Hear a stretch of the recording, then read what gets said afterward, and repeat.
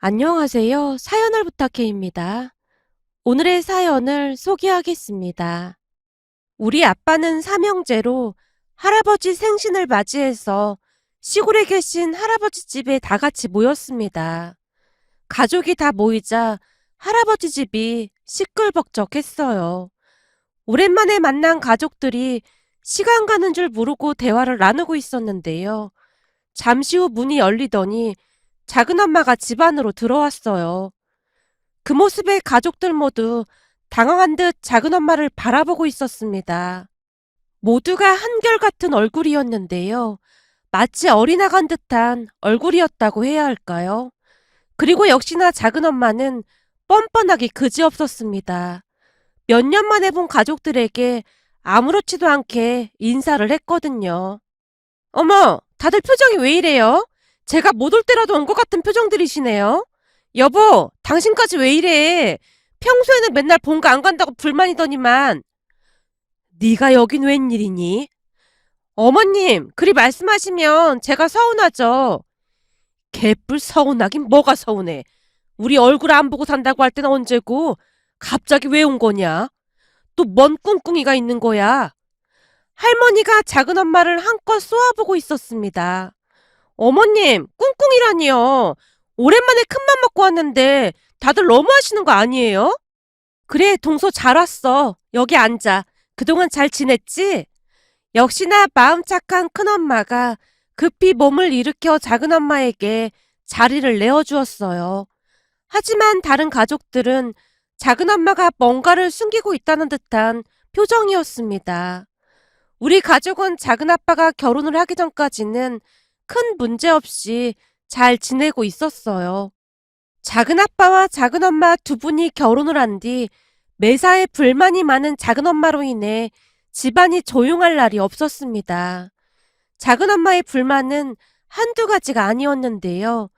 그중 가장 큰 사건을 하나 말씀드리자면 어느 설날 세뱃돈으로 시작이 되었습니다. 우리는 설날 아침이면 을에 세배를 하고 세뱃돈을 받았어요.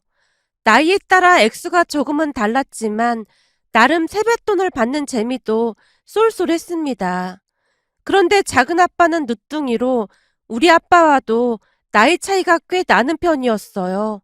거기다 작은아빠는 결혼도 늦게 하는 바람에 자식도 없었고 늘 세뱃돈을 주기만 하는 입장이었습니다. 하지만 그 부분을 강요하는 사람은 아무도 없었고 작은아빠도 그냥 당연하다는 듯이 우리에게 세뱃돈을 주곤 했어요. 하지만 작은엄마는 그 부분이 못마땅했던 모양으로 작은아빠가 우리에게 세뱃돈을 주자 난리가 나고 말았습니다. 우리가 세뱃돈을 받는 모습을 보며 작은엄마가 짜증스레 말을 했거든요. 우리는 자식이 없어서 받지도 못하는데 꼭 줘야 하는 거야? 그게 무슨 소리야? 세뱃돈이 얼마나 된다고 그래? 얼마가 되긴 뭐가 얼마가 돼. 대학생들한테는 10만 원씩 주는 것 같더만. 그 정도면 너무 많이 주는 거잖아. 당신 제발 말 좀 함부로 하지 마. 작은아빠가 가족들 눈치를 보며 작은엄마를 나무라고 있었습니다.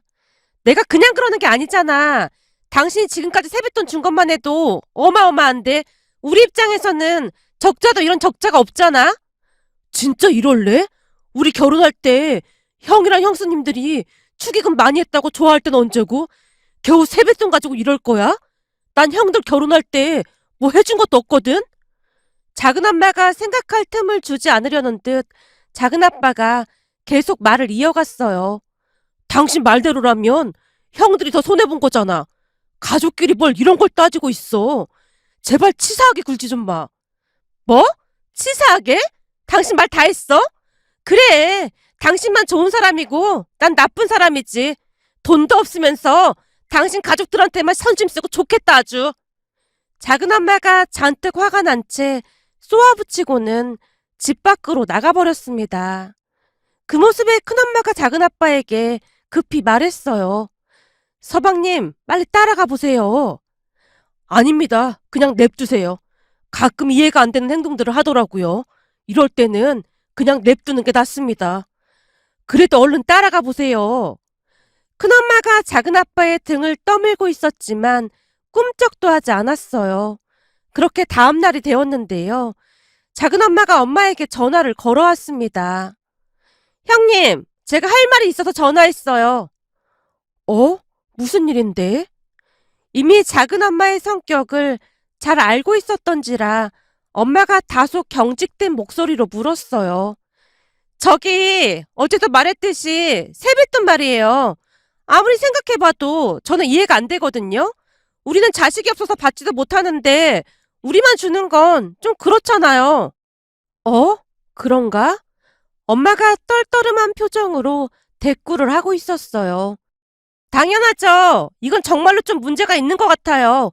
그래서 말인데 어제 우리 그이가 준 세뱃돈 다시 돌려줬으면 좋겠어요. 그리고 큰형님한테는 형님이 말 좀 전해주시고요.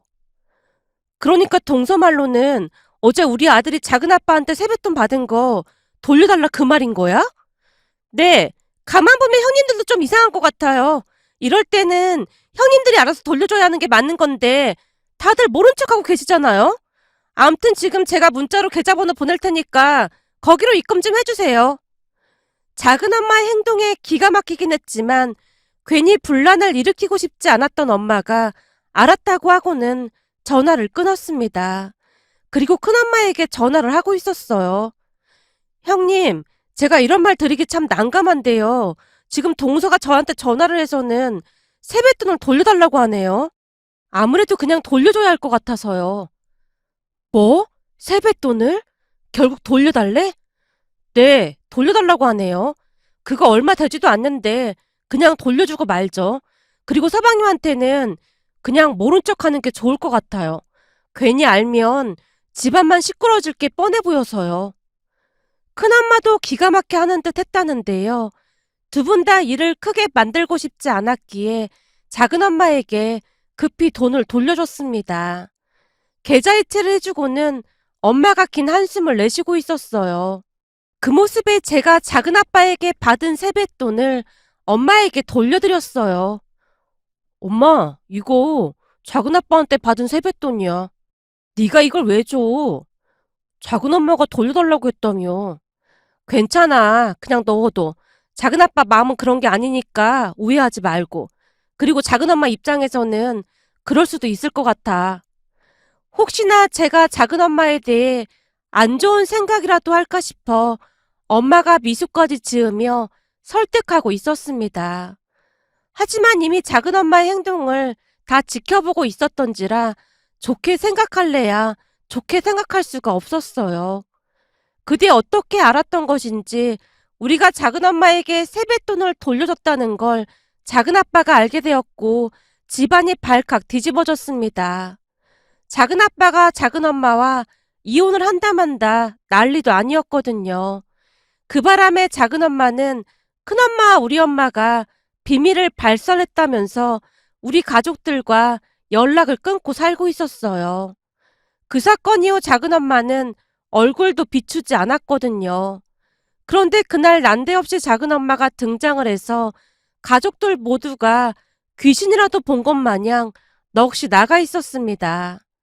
큰엄마가 다시 한번 애써 미소 지으며 작은엄마에게 말했어요. 동서, 여기 앉아. 네, 형님. 성큼성큼 걸음을 옮긴 작은엄마가 자리에 앉았고 가라앉은 분위기 속에 모두가 숨을 죽인 채 작은엄마만 바라보고 있었어요. 가족들이 침묵을 유지하고 있자 작은엄마가 조용히 말을 꺼냈어요. 아니, 제가 못 올 때 온 것도 아니고 저도 가족인데 다들 왜 그러시는 거예요? 우리가 괜히 이러는 게 아니잖니. 그동안 네가 한 행동을 생각해봐라. 할머니가 영 탐탁지 않다는 듯 대답을 했습니다. 그동안 제가 조금 철이 없었던 것 같아요. 앞으로는 잘 지내보고 싶어요. 갑자기? 너 진짜 꿍꿍이가 뭐냐? 어머님, 너무 그러지 마세요. 그동안 저도 깨달은 바가 많아요. 할머니의 입에서 헛웃음이 새어나왔어요. 그 바람에 분위기가 더 가라앉았고 큰엄마가 급히 화제를 돌렸어요. 막내 동서까지 왔는데 이제 슬슬 음식해서 먹을까요? 그래요. 얼른 음식해요. 형님, 저 뭐부터 하면 돼요? 동서도 도와주게? 큰엄마의 얼굴이 움찔하는 게 느껴졌는데요. 평소 작은엄마는 음식하는 것을 절대 돕지 않았거든요. 우리가 기억하는 작은엄마는 오로지 먹다가 집에 돌아갔던 기억만 남아 있었으니까요. 아무리 생각해봐도 작은엄마가 뭔가를 숨기는 것이 분명해 보였습니다. 형님, 뭐부터 해야 해요? 저기 그럼 둘째 동서랑 같이 텃밭에 가서 채소 좀 뜯어오던지. 둘째 동서가 잘 알 테니까 같이 따라갔다 와. 네, 알았어요. 작은엄마의 표정이 그토록 밝았던 적이 있었을까? 잠시 잠깐 생각을 했을 정도였습니다. 그런데 잠시 후 채소를 뜯어서 들어오던 작은엄마가 할머니께 물었어요. 어머님, 밖에 보니까 진짜로 타조가 있네요? 그이가 타조가 있다고 하길래 거짓말하는 줄 알았는데. 동네 김씨가 타조를 키웠는데 지병으로 저 세상으로 가는 바람에 어쩌다 보니 우리가 받아서 키우고 있다. 오며 가며 우리가 제일 많이 돌봐주기도 했고 그 양반이 우리가 계속 키워주길 어찌나 부탁을 하던지 거절할 수가 있어야지. 딱히 키울 사람이 없다고 하는데 어쩔 수 없는 노릇 아니겠니? 그럼 저 타조들을 그냥 공짜로 준 거예요? 공짜로 주겠다고 하는 걸 아무리 그래도 공짜는 아닌 것 같아서 자식들한테 돈을 조금 지어줬지. 사실 동네분이 타조를 몇 마리 키우셨는데요. 할머니 할아버지께서 오며 가며 많이 돌봐주셨거든요. 그런 타조를 그냥 나몰라라 할 수가 없어서 두 분이 키우기로 했고요. 타조 키가 어마어마하게 크기도 했고 워낙 빠르기도 해서 할머니가 우리에게 절대 근처에도 가지 말라고 신신당부를 하기도 했기에 우리는 그냥 멀리서 구경만 할 뿐이었어요. 내려갈 때마다 타조알을 꺼내와서 요리를 해줬는데 타조알은 달걀이랑 크기부터가 달랐습니다.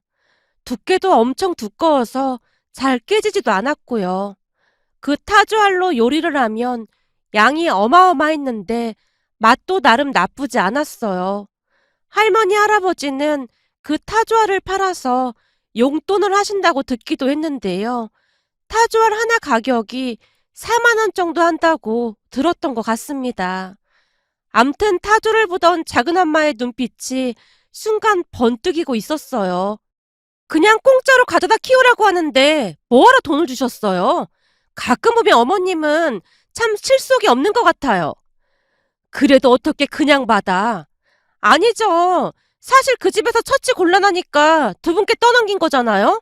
근데 뭐하러 돈까지 주냐 그 말이에요. 작은엄마의 말에 할머니가 아무 말도 하지 못하고 있었는데요. 아무리 봐도 할머니와 작은엄마는 성격이 달라도 너무나 다른 게 분명해 보였습니다. 그 와중에 작은엄마가 할머니께 다시 물었어요. 저기 어머님, 제가 누구한테 들었는데 저 타조알이 엄청 비싸다면서요? 아무래도 타조알이 크기도 하고 구하기 쉽지 않아서 그렇겠지. 진짜요? 그럼 얼마씩 하는 거예요? 한 개당 4만 원은 받지. 근데 아는 사람들한테는 그렇게까지는 안 받지. 근데 그건 왜 물어? 한 개당 4만 원이요? 와, 엄청 비싸다. 근데 왜 제 값을 안 받아요? 당연히 제 값을 받아야죠. 그냥 서로 나눠 먹고 그러는 건데 누가 그걸 딱 제 값에 받아. 그렇게 할머니와 작은엄마가 말씨름 아닌 말씨름을 더 했던 것 같은데 작은엄마의 모습이 보기 싫었던지라 저는 주방으로 가서 음식 만드는 걸 돕고 있었습니다. 그런데 잠시 후 주방에 들어서던 할아버지가 할머니께 물었어요. 타조알 하나 꺼내올까? 우리 손주들 왔는데 몸보신 좀 시켜야지. 그거 당신이 안 가도 돼. 뭐? 내가 안 가도 되다니. 그게 무슨 말이야? 저기 막내가 타조알 꺼내보고 싶다고 해서 내가 그러라고 했어. 뭐? 막내 며느리가? 당신 그 말 참말이야? 지금 타조 뿌리가 붉은 거 설마 잊은 거야? 그랬나? 그건 나도 모르지. 하도 하고 싶다고 해서 그러라고 한 것뿐이야. 당신 지금 그게 무슨 소리야? 전혀 예상치 못한 대답에 할아버지의 표정이 굳어 있었어요. 나도 몰라. 지가 한다고 하는 걸 내가 말린다고 말이나 들어먹겠어? 아이고, 환장하겠네. 지금 타조 우리에 들어갔다가는 아주 절단 날 텐데. 할아버지가 안절부절 못한 채 급히 밖으로 나가려고 했는데요. 그 순간 지나가던 동네분 한 분이 급히 문을 열고는 소리쳤어요. 저기 큰일 났구만. 빨리 좀 나와봐. 큰일이라니. 그게 무슨 말이야? 내가 막 지나오다 보니까 어떤 미친 여자가 타조 우리에 들어갔던 모양이야.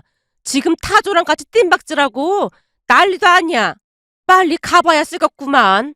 아니 어떤 정신 나간 여자가 타조 우리에 들어갔어 그래? 어, 그 정신 나간 여자가 우리 막내 며느리인가 보구만. 뭐? 막내 며느리? 암튼 빨리 가봐. 타조랑 이 집 며느리랑 온 들판을 뛰어다니는데 난 살다 살다 저런 괴상망측한 광경은 처음 보겠네. 지금 자네 며느리 머리 산발해서 괴성 지르면서 도망 다니고 있다니까. 뭔 일 나기 전에 빨리 가보라고. 뜀박질하느라 머리도 풀어헤쳐진 모양인데 저 정도면 정신이 나가도 보통 나간 게 아니야. 막 소리도 지르고 난리도 아니라니까. 모르는 사람이 보면 그냥 딱 정신 나간 사람 같아 보인다니까. 그 정신 나간 여자가 이 집 막내 며느리였구만. 이 집은 아무 걱정도 없이 팔자 좋은 줄 알았더니만 이제 보니 아주 큰 골칫거리가 있었네. 아니 거기를 어디라고 기어들어가길. 아무튼 빨리 나와봐. 동네분 말이 끝나기 무섭게 할아버지가 밖으로 뛰쳐나갔고 우리도 덩달아 뒤를 따라 나갔습니다. 동네분이 말한 들판으로 뛰어갔는데 작은엄마가 머리를 산발한 채 미친 사람 마냥 타조를 피해 도망다니고 있었는데요. 그 모습은 흡사 좀비와도 같아 보였다고 해야 할까요? 암튼 저는 살면서 그런 괴상한 광경은 처음 봤던 것 같습니다.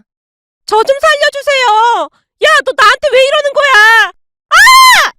외마디 소리와 함께 작은엄마가 물이 고인 진흙탕에 철푸덕하고 넘어졌는데요. 작은엄마 얼굴이 진흙탕에 박히자 그제서야 타조가 멈춰섰습니다. 그냥 추측해보건대 작은엄마의 모습에 타조도 꽤나 놀라지 않았나 싶었습니다. 할머니가 고개를 절레절레 흔들며 말했거든요. 참나 돈 주고 못 볼 구경을 다 하고 있네 그래. 지가 타조도 아니고 아니 진흙탕에 머리를 쳐박고 뭐하는 짓이야. 아이고 내가 동네 창피해서 살 수가 없다. 할머니가 어이없다는 듯이 혀를 내두르고 있었습니다. 작은아빠가 급히 작은엄마에게 뛰어갔는데요. 작은엄마가 진흙탕 바닥에 주저앉아서 다리까지 내저으며 눈물을 흘리고 있었어요. 그 뒤 할머니, 할아버지, 그리고 동네 분들까지 타조를 끌고 다시 우리로 넣었는데요. 문을 단단히 잠그면서 할머니가 다시 소리쳤어요. 아니 타조 우리 문은 왜 열어놓고 난리야. 닫고 알을 꺼내든지 해야지. 어디서 데려와도 저런 모지리를 데려왔는지 답답하다 답답해. 잠시 후 할머니가 작은엄마를 꿇어앉히고는 물었습니다. 어떻게 된 게 너만 나타나면 집안이 조용할 날이 없어. 그건 그렇고 대체 무슨 속셈으로 내려온 거냐? 이실직고 말 안 하면 이번에는 우리도 그냥 못 넘어가니까 그리 알아. 사실은 타조 때문에 내려왔어요. 타조? 타조가 왜? 할머니가 눈썹을 치켜 올리며 작은엄마를 추궁하고 있었는데요. 작은엄마 입에서 기가 막힌 이야기가 터져나왔습니다. 그게 사실은 제가 친구한테 시댁에서 타조를 키운다고 했더니 타조 알이 영양가도 많고 엄청 비싸다고 해서. 뭐? 그럼 설마 타조 알을 노리고 내려왔단 말이야? 어머님, 그래서 말인데 이게 잘만 하면 돈을 많이 벌 수도 있거든요? 그제서야 작은엄마가 속내를 털어놨습니다. 어쩐지 네가 그냥 내려올 리가 없지. 너 당장 네 차 데리고 올라가. 그리고 앞으로 다시는 니들 얼굴 안 보고 살 테니까 내려올 생각도 하지 말고. 어머님, 잘 생각해 보세요. 제 주변에 타조알 사겠다는 사람이 한둘이 아니에요. 이거 완전 대박 날 수 있다니까요. 대박이 나도 내가 날 테니까 넌 꽁깨. 네가 그러고도 사람이야? 당장 나가!